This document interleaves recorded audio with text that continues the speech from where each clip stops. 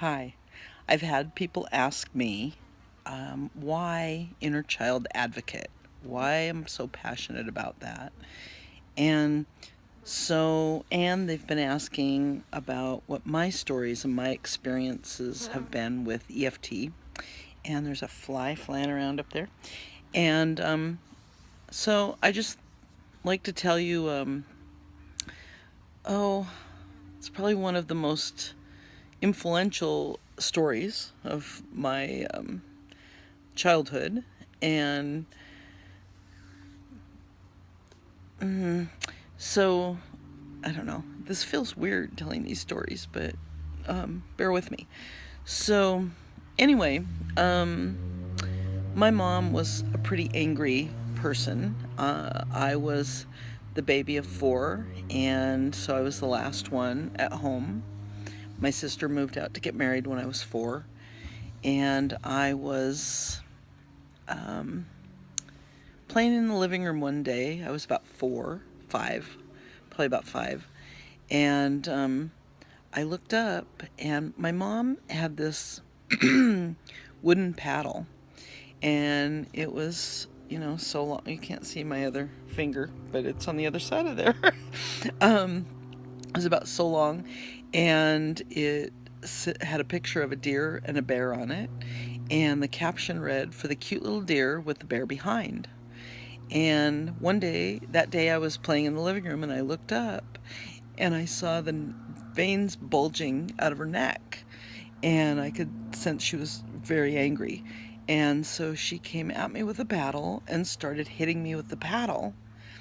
And I asked her, I put my hands on my butt and asked her, what did I do wrong? And my little heart was pounding. And she growled at me and said, "If you don't know, you'd better figure it out, because I'm not going to tell you." And that was the moment that I felt like it was life or death, that I had to figure it out. And I couldn't ask for help. And so I spent probably 55 years desperately trying to figure it out. Reading all the self-help books I could get my hands on, going to talk therapy, doing everything I could possibly do to figure it out. And then I discovered EFT. And I worked on this. I've worked on it many times because there's several layers involved. But the bottom line is, one of the first things that I realized is that I have been desperately trying to figure it out. And I realized with tapping, there was no it to figure out. It was like I was running to run across a finish line, and there was no finish line. And it was just something she said. But at 5 years old, I took it real personal. In fact, after some more tapping on it, I realized that I thought, from my little child's perspective, that she might kill me with that paddle. She was so mad. And the other piece to that is my dad was, he had a hard time standing up to her.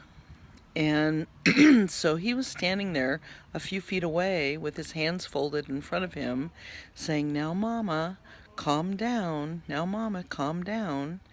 But he didn't support me. He didn't protect me. And so that was a really huge traumatic experience for a lot of years. But with EFT, I was able to literally neutralize it. And every once in a while, I'll go back into the pattern, the loop of trying to figure it out. But it's so much less intense now. And I know what it is. And so I can do some more tapping and release the whatever feelings that are popping up, the anxiety or frustration that it's there again. But I know exactly what it is. And I feel like the experience was a little like I no longer was feeling it from my 5-year-old self. I was kind of feeling it, or watching it and feeling it, from the eyes of my adult self. and so the intensity was way, way, way less. So there you have it. I'm pretty passionate about being an inner child advocate, and we have experiences. There's a story. While we're here, I'll just tell you this story. There was a couple that took their little 2-year-old into a grocery store that was having a grand opening, and they gave her a helium balloon and tied it around her wrist, and she was over the moon. She was so happy and so excited about this helium balloon. So when they were done shopping, they went and got in the car and they drove home, and she had managed to get it off of her wrist, and it had floated to the top of the car. So when they got home and opened the door, the balloon floated out and popped on a bush, and she was traumatized. She was having a meltdown. She was very, very upset. So her dad picked her up and held her for a few 30 seconds, patted her, told her it was going to be okay, and then she was trying to wiggle down to go see what mom was doing in the kitchen. And so if we had had that kind of an experience when we had traumatic experiences, the neighbors are mowing the lawn, we could have processed that trauma and it would have been gone. But oftentimes we're left without someone to help us process it. And so that's why I've become an inner child advocate, because I can help people process that old pain with the help of EFT, and in a safe and gentle way, and we can release it and let it go so we don't have to keep repeating the patterns.